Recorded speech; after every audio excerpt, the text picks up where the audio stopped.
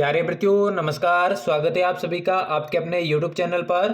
तो आज की क्लास में दोस्तों हम बात करने वाले हैं रीट 2025 की जो आपकी फरवरी के अंदर दोस्तों परीक्षा होने वाली है उसके लिए दोस्तों हिंदी के मॉडल पेपर के बारे में, जहां पर हम हिंदी के 30 इंपोर्टेंट प्रश्नों पर चर्चा करने वाले हैं, जिसमें से दोस्तों आधे प्रश्न आपके शिक्षण विधियों के और आधे प्रश्न आपके हिंदी व्याकरण से होने वाले हैं।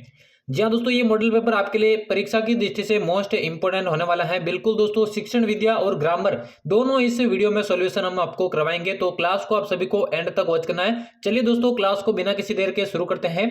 पहला प्रश्न देखिए पूछा गया है, प्राथमिक स्तर पर संवाद शिक्षण की उपयुक्त प्रणाली कौन सी है? आदर्श नाट्य प्रणाली, व्याख्या प्रणाली, कक्षा अभिनय प्रणाली या फिर रंगमंच प्रणाली? जल्दी से पहले प्रश्न का सभी विद्यार्थी राइट आंसर बताइए।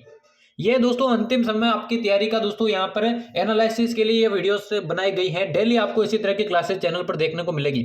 तो यहाँ पर देखिए, आदर्श नाट्य प्रणाली, व्याख्या प्रणाली, कक्षा अभिनय प्रणाली या फिर रंगमंच प्रणाली। तो प्राथमिक स्तर पर संवाद संवाद यानी दोस्तों आपके विचारों का आदान प्रदान, उसके लिए दोस्तों उपयुक्त प्रणाली कौन सी है? तो उसके लिए उपयुक्त प्रणाली हो जाएगी दोस्तों कक्षा अभिनय प्रणाली। जब अभिनय के माध्यम से दोस्तों बालकों से संवाद करवाए जाएंगे तो इसमें वो रुचि लेंगे, तो यही इसका बेस्ट ऑप्शन हो जाएगा। यानी कि तीसरा ऑप्शन जिसने भी सही किया उन सभी का बेस्ट आंसर हो जाएगा। और क्लास के एंड में बताना कि 30 में से दोस्तों कितने प्रश्न आपके सही होते हैं, ताकि आपको अपनी तैयारी का यहाँ पर मालूम चल सके। चलिए अगला प्रश्न देखिए। अगला देखिए पूछा गया, उपचारात्मक शिक्षण कितने प्रकार का होता है? ये प्रश्न दोस्तों पिछली बार जिसने रीट का एग्जाम दिया होगा या पिछली बार के पेपर देखा है, रीट एग्जाम के अंदर पिछली बार ये प्रश्न पूछा गया था। और शिक्षण विधियों के अंतर्गत दोस्तों आपको देखने को मिलता है कि प्रश्न रिपीट होते हैं, लैंग्वेज चेंज करके वही प्रश्न बार बार पूछे जाते हैं। तो इसका आंसर जल्दी से कमेंट बॉक्स में बताइए। उपचारात्मक शिक्षण कितने प्रकार का होता है? 4 प्रकार का, 3 प्रकार का, 2 प्रकार का या फिर 1 प्रकार का? जल्दी से सभी इसका आंसर बताइए। तो उपचारात्मक शिक्षण की बात करो दोस्तों, उपचारात्मक शिक्षण दोस्तों छात्रों की कमियों को दूर करने के लिए दोस्तों किया जाता है। और ये दोस्तों 2 प्रकार का होता है। कौन कौन सा? एक तो देखिए सामूहिक उपचारात्मक शिक्षण, दूसरा व्यक्तिगत उपचारात्मक शिक्षण। जब समूह में आप उपचार करते हैं तो वो आपका उपचार समूह सामूहिक हो जाएगा, और जब एक व्यक्ति का जो है आप उपचार करते हैं तो वो आपका व्यक्तिगत हो जाएगा, यानी कि 2 प्रकार का हो जाएगा। तो जिसने भी दोस्तों तीसरे ऑप्शन को सही किया उन सभी का यहाँ पर करेक्ट आंसर हो जाएगा। अगला प्रश्न देखिए, अगला प्रश्न पूछा गया, हिंदी भाषा का मूल्यांकन करते समय आप सबसे ज्यादा किसे महत्व देंगे? सीखने की क्षमता का आकलन, काव्य सौंदर्य, निबंध लिखने की योग्यता या फिर व्याकरणिक नियम? अपने आप को दोस्तों शिक्षक मानते हुए इस प्रश्न का आंसर सभी को आंसर बताना है। टोटल 30 प्रश्न जो आपके एग्जाम में पूछे जाते हैं शिक्षण विधियों के सहित, जिसमें हिंदी की बात करें तो लगभग 13 से लेकर 15 प्रश्न शिक्षण विधियों के आते हैं और बाकी आपके हिंदी व्याकरण से पूछे जाते हैं। तो हिंदी भाषा का मूल्यांकन करते समय सबसे ज्यादा जो महत्व है वो हम देखिए सीखने की क्षमता का आकलन, बच्चे ने कितना सीखा है, किस प्रकार से सीखा है, उसका आकलन करना पड़ेगा, जो कि हिंदी भाषा का मूल्यांकन करते समय सबसे ज्यादा आपका महत्वपूर्ण होता है। तो जिसने भी पहले ऑप्शन को सही किया उन सभी का करेक्ट आंसर हो जाएगा। चलिए अगला प्रश्न देखिए, पूछा गया, निम्न में से पुल्लिंग शब्द कौन सा है? बिल्कुल आपके सिलेबस के अकॉर्डिंग दोस्तों पेपर बनाया गया है, जिसमें हर एक टॉपिक से समय जो है प्रश्न संग्रहित किए गए। तो पुल्लिंग शब्द इनमें से कौन सा है? ब्रह्मपुत्र, अरबी, पानी या फिर प्रतिमा? जल्दी से सभी इसका आंसर बताइए। देखिए दोस्तों, जितने भी देखिए ये सीरियल वाइज नंबर होते हैं ना, प्रथमा, द्वितीय, तृतीय, संस्कृत के जो नंबर होते हैं, चतुर्थ, पंचमा, ये सभी आपके स्त्रीलिंग होते हैं। ब्रह्मपुत्र जितने भी नदियां होती है दोस्तों, जैसे गंगा, यमुना, कावेरी, ये जो है सभी आपके स्त्रीलिंग में गिनी जाती हैं। और अरबी जितने भी प्रकार की भाषाएं हैं, अरबी, हिंदी, संस्कृत, अंग्रेजी, ये सभी स्त्रीलिंग होती है। तो इनमें से पुल्लिंग कौन सा हो जाएगा? पानी दोस्तों यहाँ पर पुल्लिंग शब्द हो जाएगा। जितने भी दोस्तों द्रव्यवाचक पदार्थ है वो सब पानी जो है पुल्लिंग के अंतर्गत आते हैं, तो यही इसका करेक्ट आंसर हो जाएगा। अगला प्रश्न देखिए, पूछा गया, रणजीत ने खाना खाया है वाक्य में कौन सा काल है? यहां पर काल आपको बताना है कि कौन सा काल है। पूर्ण भूतकाल, सामान्य भूतकाल, आसन भूतकाल या फिर संदिग्ध भूतकाल? बिल्कुल ऐसे प्रश्न आपके एग्जाम में पूछे जाते हैं। यहां पर देखिए, ये तो आपको मालूम चल गया होगा कि ये जो वाक्य है वो भूतकाल है, लेकिन यहाँ पे चारों ही ऑप्शन में भूतकाल है, तो कौन सा भूतकाल यहाँ पे करेक्ट आंसर हो जाएगा? ऐसे प्रश्न एग्जाम में पूछे जाते हैं और काफी अभ्यर्थी गलत कर देते हैं। बिल्कुल बढ़िया लेवल का यहाँ पे आपका दोस्तों ये पेपर बनाया गया है। तो देखिए, खाना खाया है, इस प्रश्न को आप इस वाक्य को अच्छे से पढ़ने। खाना खाया यानी कि अभी अभी खाना खाकर वो दोस्तों समाप्त हुआ है, यानी कि अभी अभी की बात है, यानी कि आसन भूतकाल। जब दोस्तों अभी अभी जो है कोई कार्य समाप्त हुआ है जस्ट अभी, तो उसमें आसन भूतकाल का प्रयोग होता है। जैसे खाना खाया है, गीत गाया है, पढ़ाई की है, यानी कि भूतकाल तो है लेकिन आसन भूतकाल करेक्ट आंसर हो जाएगा। चलिए अगला देखिए पूछा गया, दिग्दर्शन शब्द का सही संधि विच्छेद क्या होगा? दिग्धन दर्शन, दिग्धन दर्शन, दिग्धन दर्शन, दिग्धन दर्शन। बहुत ही क्लोज ऑप्शन है दोस्तों, बहुत ही क्लोज ऑप्शन है दोस्तों। ऐसे ऑप्शन कहीं नहीं मिलेंगे आपको। यहाँ पे देखिए, इसमें हलनते इसमें नहीं है, चारों ऑप्शन अलग अलग है, आप ध्यान से देखेंगे, लेकिन सही आपको बताना है। संधि तो इसमें देखिए व्यंजन संधि हो जाएगी, ये आप सभी को मालूम है, लेकिन सही संधि विच्छेद आपको पहचाना है, अच्छे से देखना है दोस्तों, कहीं आप गलती ना कर दो। तो यहाँ पे देखिए दिक दन दर्शन, तीसरा ऑप्शन जिसने सही किया उन सभी का करेक्ट आंसर हो जाएगा। यानी कि दोस्तों जब भी दोस्तों यहाँ पर क वगैरह ये जो व्यंजन आते हैं ना, और सामने अगर तीसरा व्यंजन जैसे द तो वर्ग का तीसरा व्यंजन है, दोनों के मिलने से ये जो क है अपने वर्ग के तीसरे में बदल जाएगा, जो कि आधा हो जाएगा और दिग्दर्शन बन जाएगा। जैसे दिग्दर्शन हो गया, वागीश हो गया, ऐसे सब दोस्तों आपके व्यंजन संधि के उदाहरण है। चलिए अगला प्रश्न देखिए। अगला पूछेगा निम्नलिखित में से कौन सी रचना शिक्षण की विधि नहीं है? परामर्श विधि, भाष्य विधि, रूपरेखा विधि या फिर निर्देशन विधि। जल्दी से सभी विद्यार्थी इसका आंसर बताइए। रचना शिक्षण की विधि इनमें से कौन सी नहीं है, यही आप सभी को बताना है। सभी को कमेंट करके बताना। बहुत ही बढ़िया प्रश्न है। तो रचना शिक्षण की विधि इनमें से कौन सी नहीं है? तो देखिए परामर्श विधि, रूपरेखा विधि और निर्देशन विधि, ये तीनों आपके रचना शिक्षण की विधि है। जबकि भाष्य विधि दोस्तों आपके पद्य शिक्षण की विधि है, ये आपको ध्यान में रखना है। पद्य शिक्षण की विधि है आपकी भाष्य विधि, तो यही इसका करेक्ट आंसर हो जाएगा। अगला प्रश्न देखिए पूछा गया है निरंतर मौन वाचन से कौन सा दोष आ जाता है? लगातार अगर हम मौन वाचन करते रहेंगे तो उससे कौन सा दोष उत्पन्न हो जाएगा? वर्तनी संबंधी दोष, उच्चारण संबंधी दोष, सीखने में मंदता या फिर लेखन संबंधी गलतियां। सभी को इसका आंसर बताना है। साथ साथ में कमेंट बॉक्स में आंसर बताते रहना है, जिससे आपको अपनी तैयारी का मालूम चल सके। तो देखिए मौन वाचन किसे कहते हैं? जब हम किसी भी चीज का वाचन दोस्तों बिना होठों को हिलाए मौन तरीके से करते हैं तो उसे मौन वाचन कहते हैं। मौन वाचन में दोस्तों उच्चारण की जरूरत नहीं पड़ती है, और अगर हम लगातार मौन वाचन करते जाएंगे तो उसमें उच्चारण संबंधी दोष हो जाएंगे। जब उच्चारण ही नहीं करेंगे तो दोस्तों उच्चारण सीखेंगे कैसे? तो ये दोष उसमें उत्पन्न हो जाएगा। दूसरा ऑप्शन करेक्ट आंसर हो जाएगा। अगला देखिए पूछा गया निम्न में से अप्रक्षेपित सामग्री कौन सी है? फिल्म, ओपेक प्रोजेक्शन, पोस्टर या फिर फिल्म खंड। जल्दी से सभी विद्यार्थी इसका आंसर बताइए। अप्रक्षेपित सामग्री इसमें से कौन सी है? देखिए दो प्रकार की सामग्री होती है दोस्तों, एक सो प्रक्षेपित और दूसरी अप्रक्षेपित। जिससे दोस्तों प्रक्षेपण के माध्यम से दोस्तों एक स्थान से दूसरे स्थान पर दोस्तों सामग्री को फेंका जाता है। जैसे प्रोजेक्टर को आपने देखा होगा एक स्थान से दूसरे स्थान पर सामग्री फेंकने के लिए दोस्तों प्रयोग में लिया जाता है। तो इसमें से अप्रक्षेपित सामग्री कौन सी है? तो देखिए फिल्म है, ओपेक प्रोजेक्शन है, फिल्म खंड, ये तीनों अप्रक्षेपित है। लेकिन दोस्तों पोस्टर जो है वो आपके देखिए अप्रक्षेपित सामग्री, ये तीनों प्रक्षेपित सामग्री है, माफ कीजिएगा, ये तीनों प्रक्षेपित है, लेकिन पोस्टर आपके अप्रक्षेपित है। ये इसका करेक्ट आंसर हो जाएगा। चलिए अगला देखिए।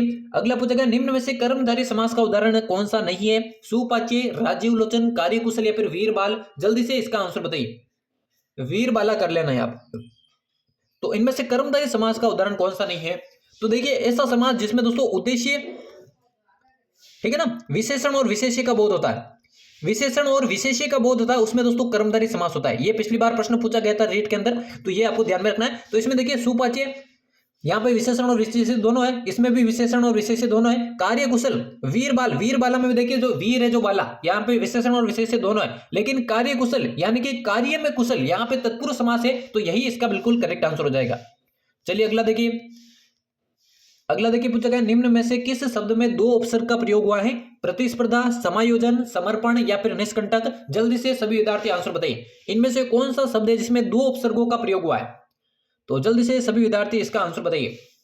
तो यहाँ पे देखिए प्रतिस्पर्धा में केवल प्रति उपसर्ग का प्रयोग है, यानी एक ही है। निष्कंटक में देखिए आपके निस उपसर्ग का प्रयोग हुआ जो कि एक ही है। समर्पण में भी देखिए आपके एक ही उपसर्ग है सम। लेकिन देखिए जब समायोजन को देखेंगे तो इसमें दो उपसर्ग प्रयोग है। पहला देखिए सम प्लस आ प्लस योजन, ये दो उपसर्ग है, और योजन इसमें मूल शब्द है। ये तीन शब्द दोस्तों आपके इसमें प्रयुक्त हैं जो कि दो उपसर्ग है, तो यही इसका करेक्ट आंसर हो जाएगा।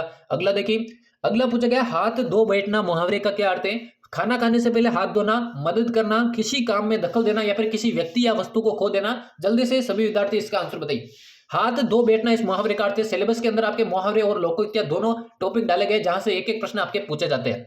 तो हाथ धो बैठना यानी कि किसी व्यक्ति या वस्तु को खो देना, तो यही इसका बिल्कुल करेक्ट आंसर हो जाएगा। चलिए अगला देखिए, और क्लास के एंड में बताना 30 में से कितने आपके करेक्ट होते हैं, ताकि आपको पता चल सके कि आने वाली रीट की परीक्षा में कितने आप प्रश्न सही कर पाएंगे। अगला देखिए पूछा गया अच्छी पाठ्यपुस्तक के गुण कौन से नहीं है? भाषा का क्लिष्ट होना, क्योंकि जैसा आपका रीट के अंदर पेपर होता है दोस्तों उसी के अकॉर्डिंग, सिलेबस के अकॉर्डिंग आपका ये पेपर बनाया गया है। तो अच्छी पाठ्यपुस्तक के गुण कौन से नहीं है? भाषा का क्लिष्ट होना, छात्रों में जिज्ञासा उत्पन्न करना, संपूर्ण पाठ्यक्रम व्यवस्थित ढंग से संग्रहित होना या फिर कलात्मकता। जल्दी से सभी विद्यार्थी इसका आंसर बताइए। अच्छी पाठ्यपुस्तक के कौन कौन से गुण नहीं है? तो देखिए कलात्मकता अच्छी पाठ्यपुस्तक के गुण है, संपूर्ण पाठ्यक्रम व्यवस्थित ढंग से संग्रहित होना यह भी गुण है, छात्रों में जिज्ञासा उत्पन्न करना यह भी एक पाठ्यपुस्तक का गुण है। लेकिन भाषा का क्लिष्ट होना, क्लिष्ट का मतलब दोस्तों कठिन होना, यह दोस्तों अच्छी पाठ्यपुस्तक का गुण नहीं। भाषा बिल्कुल सरल और सरस होनी चाहिए, यही इसका करेक्ट आंसर हो जाएगा। चलिए अगला देखिए। अगला पूछा दोस्तों भाषा स्वयं में एक कैसी व्यवस्था है? खाली जगह में क्या आएगा? कैसी व्यवस्था है? जटिल व्यवस्था, सरल व्यवस्था, नियमबद्ध व्यवस्था, तार्किक व्यवस्था। सभी को इसका आंसर बताना है। और डेली इसी तरह की क्लासेस आपको चैनल पर देखने को मिलेगी, जिससे बेहतरीन तैयारी आपको दोस्तों इस अंतिम समय में रीड की हो जाएगी। तो भाषा कैसी व्यवस्था है? तो भाषा एक नियमबद्ध व्यवस्था है। जैसे अंग्रेजी है तो अंग्रेजी नियमों पर चलती है, कोई भी भाषा ले लीजिए, हिंदी है तो हिंदी की अलग व्याकरण होती है जो कि नियमों को सिखाती है, संस्कृत होगी, कोई भी भाषा ले लीजिए, नियमबद्ध व्यवस्था दोस्तों, नियमों के अंदर आपको भाषा को बोलनी पड़ेगी, भाषा का शुद्ध उच्चारण करना पड़ेगा। तो तीसरा ऑप्शन इसका राइट आंसर हो जाएगा। अगला देखिए पूछा गया है, कक्षा में छात्रों की सक्रियता देखी जाती है, एक्टिवनेस जो है छात्रों में कैसे देखी जाती है? सुनने और बोलने में, मौन बैठने में, शोर मचाने में, शिक्षक की हाँ में हाँ मिलाने में। तो कौन सा ऑप्शन इसका बिल्कुल राइट आंसर हो जाएगा? छात्रों की सक्रियता किससे देखी जाती है? तो देखिए, जो छात्र शिक्षक की हाँ में हाँ मिलाएंगे तो फिर सक्रिय कैसे होंगे? शोर मचाने में, जो छात्र हमेशा शोर ही मचाएंगे तो फिर सक्रिय नहीं होंगे। मौन बैठेंगे, जो केवल मौन बैठे रहेंगे, चुपचाप बैठे रहेंगे, वो सक्रिय नहीं कहलाएंगे। जो सुनने और बोलने में, यानी कि शिक्षक के साथ साथ में सुनेंगे और बोलेंगे, तभी पता लगेगा कि छात्र एक्टिव है या नहीं है, सक्रिय है या नहीं है। तो यही इसका बिल्कुल राइट आंसर हो जाएगा। अगला देखिए पूछेगा, वाक्य के कितने मुख्य अंग होते हैं? 4, 2, 3 या फिर 5? जल्दी से सभी विद्यार्थी इसका आंसर बताइए। वाक्य के मुख्य रूप से कितने अंग होते हैं? यह प्रश्न भी दोस्तों पिछली बार रीट के अंदर पूछा गया है, ऐसे प्रश्न एग्जाम के अंदर पूछे जाते हैं। तो वाक्य के दो प्रमुख अंग हैं। पहला दोस्तों उद्देश्य, जिसे हम कर्ता के नाम से जाना जाता है। दूसरा है विधेय, जिसे दोस्तों हम कार्य के नाम से या क्रिया के नाम से भी जानते हैं। तो ये आपके दो अंग इसके करेक्ट आंसर हो जाएगा, दूसरा ऑप्शन जिसने भी सही किया है। अगला देखिए, अगला पूछा गया, निम्नलिखित में से या निम्न में से कौन सा युग्म वचन परिवर्तन की दृष्टि से सही नहीं है? रसगुल्ला का रसगुल्ले, गुरु का गुरुजन, लड़की का लड़कियों और दीवार का दीवारा। बिल्कुल बढ़िया लेवल का प्रश्न है, कोई भी इन्हें देखकर यह पता नहीं कर सकता कि इसमें से सही कौन सा है। बिल्कुल ऐसे ही ऑप्शन आपको एग्जाम में देखने को मिलेंगे। वचन परिवर्तन की दृष्टि से सही कौन सा नहीं है?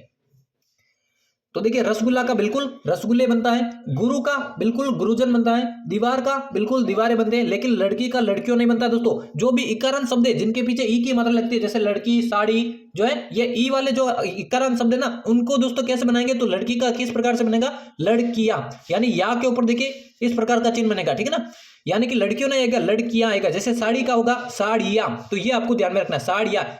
जैसे चिड़ी चिड़िया, ऐसे आपका दोस्तों वचन परिवर्तन होंगे। तो यहाँ पे तीसरा ऑप्शन यहाँ पे गलत दे रखा है, तो यही इसका करेक्ट आंसर हो जाएगा। अगला प्रश्न देखिए, अगला प्रश्न पूछा गया, काबुल में क्या गधे नहीं होते हैं? लोकोक्ति का क्या अर्थ है?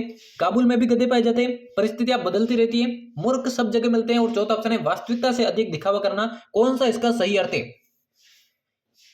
काबुल में क्या गधे नहीं होते, इस लोकोक्ति का सही अर्थ है? तो राइट आंसर की बात करें, देखिए मूर्ख सब जगह होते हैं। इसका एक और अर्थ मिल सकता है कि अपवाद सभी जगह पाए जाते हैं। तो दोनों करेक्ट होंगे, तो ये इसका बिल्कुल राइट आंसर हो जाएगा। चलिए अगला प्रश्न देखिए, अगला पूछेगा, साहित्य की किस विद्या के शिक्षण में सस्वर पठन सर्वाधिक अपेक्षित है?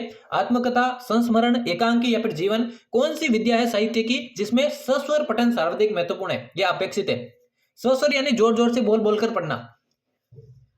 तो देखिए, आत्मकथा, संस्मरण और जीवन, ये तीनों दोस्तों आपके सस्वर पठन को इतना इंपॉर्टेंट जो है नहीं मानते। लेकिन एकांकी में देखिए दोस्तों, सस्वर पठन सर्वाधिक अपेक्षित है, तो यही इसका बिल्कुल राइट आंसर हो जाएगा। अगला देखिए, अगला पूछेगा, व्याकरण शिक्षण की सर्वश्रेष्ठ विधि कौन सी है? आगमन विधि, निगमन विधि, भाषा प्रयोगशाला विधि या फिर भाषा संसर्ग विधि? जल्दी से सभी इसका आंसर बताइए। अगर आपको व्याकरण पढ़ना है तो उसके लिए सर्वश्रेष्ठ विधि कौन सी है, यही आपसे पूछा गया। तो व्याकरण शिक्षण की जो सर्वश्रेष्ठ विधि है वो हो जाएगी दोस्तों आगमन विधि, जो कि उदाहरण से नियम की ओर चलती है। बिल्कुल विस्तृत बढ़िया जो है आपके व्याकरण का अध्ययन इसमें होता है। और अगर ऑप्शन में व्याकरण निगमन दोनों आ जाए तो वो इसका करेक्ट आंसर होगा। लेकिन अगर दोनों अलग अलग आए तो आगमन विधि दोस्तों सर्वश्रेष्ठ होगी, पहला ऑप्शन करेक्ट आंसर हो जाएगा। अगला देखिए, पूछा गया, ब्लूप्रिंट ढांचा तैयार करने में उपयोगी नहीं है, इनमें से कौन सी सामग्री उपयोगी नहीं है? तो प्रश्नों के प्रकार, पाठ्यपुस्तक के प्रकरण, शिक्षक के लक्ष्य या फिर शिक्षक निर्मित सामग्री? कौन सा इसमें से उपयोगी नहीं है ब्लूप्रिंट के निर्माण में? तो देखिए, पाठ्यपुस्तक के प्रकरण, शिक्षक के लक्ष्य, शिक्षक निर्मित सामग्री, तो इनमें से देखिए करेक्ट आंसर हो जाएगा शिक्षक निर्मित सामग्री। ये तीनों इंपॉर्टेंट है, लेकिन शिक्षक निर्मित सामग्री का कोई भी रोल नहीं होता है ब्लूप्रिंट ढांचे में। यह प्रश्न पूछा गया है, आने वाले एग्जामों में भी पूछा जा सकता है। चौथा ऑप्शन करेक्ट आंसर हो जाएगा। अगला देखिए, अगला पूछा गया, निम्न में से कौन सा शुद्ध वर्तनी युक्त शब्द नहीं है? बादाम, अभ्यर्थी, प्रदर्शनी, प्रशंसा। सही शब्द दोस्तों कौन सा नहीं है, इसमें आपको बताना है। इनमें से वर्तनी की दृष्टि से शुद्ध शब्द कौन सा नहीं है, यही आप सभी को पूछा गया। तो जल्दी से कमेंट करके बताइए। क्लास के एंड में बताना 30 में से कितने प्रश्न आपके करेक्ट होता है, क्योंकि एग्जाम में दोस्तों हिंदी से 30 ही प्रश्न आपके पूछे जाएंगे, चाहे लैंग्वेज फर्स्ट ली हो या फिर सेकंड।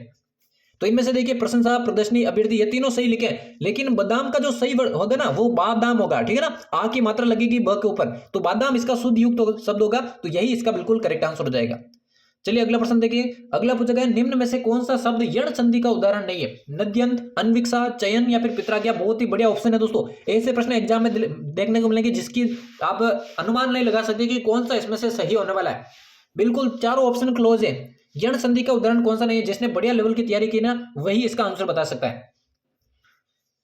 तो नद्य अंत का देखिए संधि विच्छेद करेंगे तो नदी, नदी प्लस अंत यानी कि ई और अ मिलकर दोस्तों आपके नदी धन अंत, नदी धन अंत ऐसे बनेगा, ठीक है ना। नदी धन अंत यानी कि ई और अ मिलकर दोस्तों य का निर्माण करते हैं। तो ये तो यण संधि का उदाहरण है। अन्विक्षा की बात करूं तो अनु, अनु धन इक्षा यानी कि उ और ई मिलकर दोस्तों व का निर्माण करते हैं। तो ये भी यण संधि का उदाहरण है। पित्राज्ञा की बात करूं देखिए पितृधन आज्ञा, पितृधन आज्ञा ये भी दोस्तों यण संधि का उदाहरण है। री और आ मिलकर दोस्तों रा का निर्माण करते हैं। लेकिन चयन की बात करें दोस्तों चे धन अन, चे धन अन यानी कि ए और अ मिलकर दोस्तों य का ऐ का निर्माण करते हैं। और ऐ आय अव आव ये आपके व्यंजन संधि अयादि संधि का, अयादि संधि के उदाहरण जैसे चयन हो गया, पवन हो गया, गायक हो गया, ये आपके अयादि संधि का उदाहरण है। तो यही इसका करेक्ट आंसर हो जाएगा। चलिए अगला प्रश्न देखें। अगला पूछा गया विलोम शब्दों का कौन सा युग्म सही सुमेलित नहीं है? उपसर्ग और प्रसर्ग, गरिमा और लघिमा, शोक और विषाद, इस सूक्ष्म और स्थूल। जल्दी से आंसर बताइए। विलोम शब्दों का कौन सा युग्म इनमें से सही सुमेलित नहीं है?